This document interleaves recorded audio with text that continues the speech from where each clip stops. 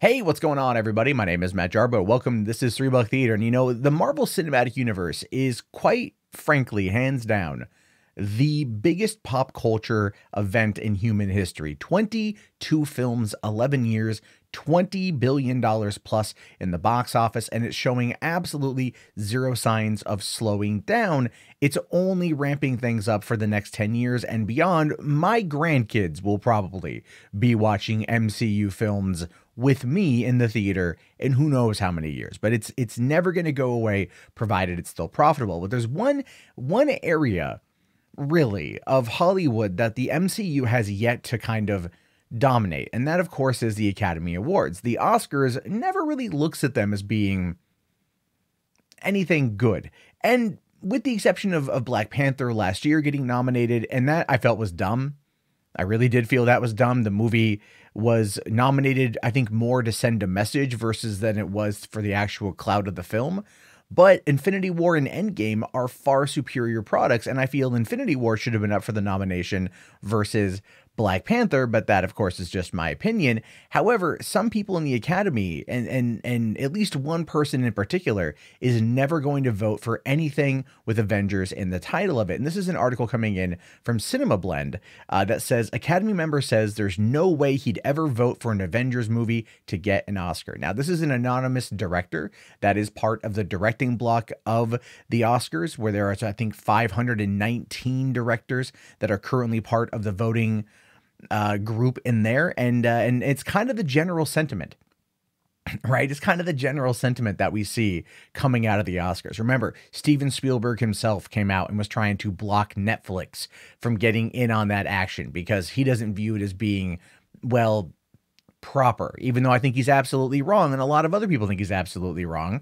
It doesn't matter where these films premiere, provided that they are the best of their kind. And movies that are like Avengers, these tentpole cinematic films, oftentimes get overlooked because they're viewed as being lesser because they're profitable. And it's actually what this guy says. Now, it says, this is his quote. He says, First Man should have been nominated for Best Picture. It probably came in 9th or 10th, and its visual effects are pretty amazing. I think they were produced more on a stage with models and old school stuff than the other nominees, which relied more on CGI. And I really respect that. There's just no way on earth that I would ever vote for anything with the word Avengers in the title. Like a lot of people in the Academy, I don't respect money grabs. And listen, fine, if you want to sit there and you want to complain about money grabs in Hollywood just because your movies or your projects have not reached the level of pop culture magnitude as the Marvel Cinematic Universe, that's fine. You can be a salty bitch. By all means, be a salty bitch.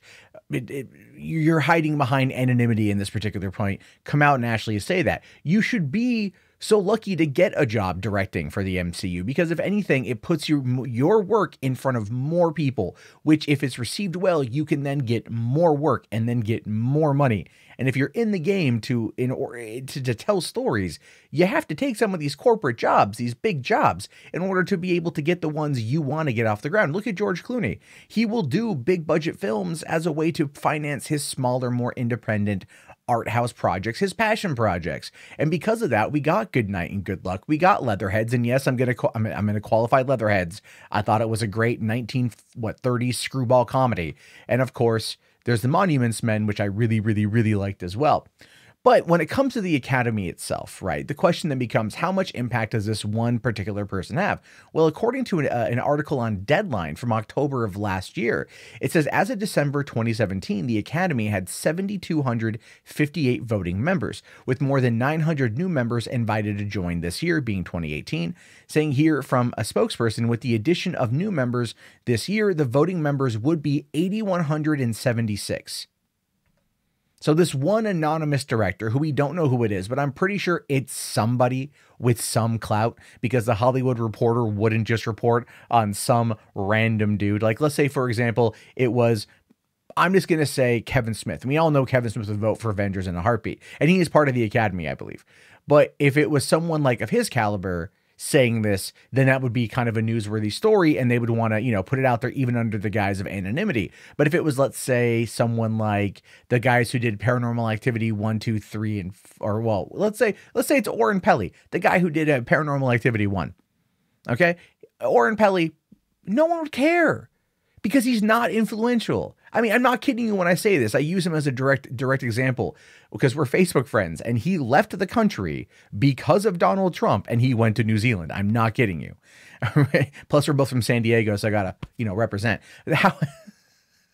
Anyway, the point is, the Academy is never going to respect these movies for a while. That was last year's big push with Black Panther. Black Panther getting the nomination was definitely more of a, I don't want to use the word token, but it does feel like it's the right word to use here. It was kind of a token claim, a token thing that that was being used to push a message. For one, yes, about representation in Hollywood, 100% agree on that front. And two, that these big budget films can elicit enough of a response from the Academy in order to get those kind of awards recognition. But when you look at Ryan Coogler's film, it doesn't hold up to Infinity War or Endgame.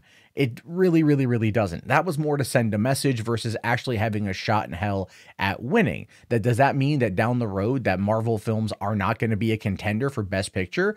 Oh no, they definitely will. I believe now that they've gotten this first batch out of the way and they're going to be hitting their stride in the next 10 to 20 years, that these movies, you're going to see some smaller character films that are going to come out, and they're going to be exceptionally well done from new filmmakers. And Marvel, now that they have a taste of what that awards season attention is like, because Feige was happier than a pig in shit going out there and being on the Academy, the red carpet for the Academy Awards and going to the Golden Globes. He loved it.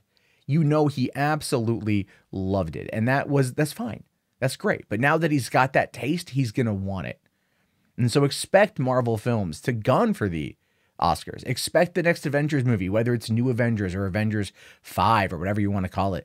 That is going to be something that they're going to heavily push to try to get into the Academy Awards. And I look forward to seeing what happens with it next. But however, I am curious to know your thoughts, your opinions.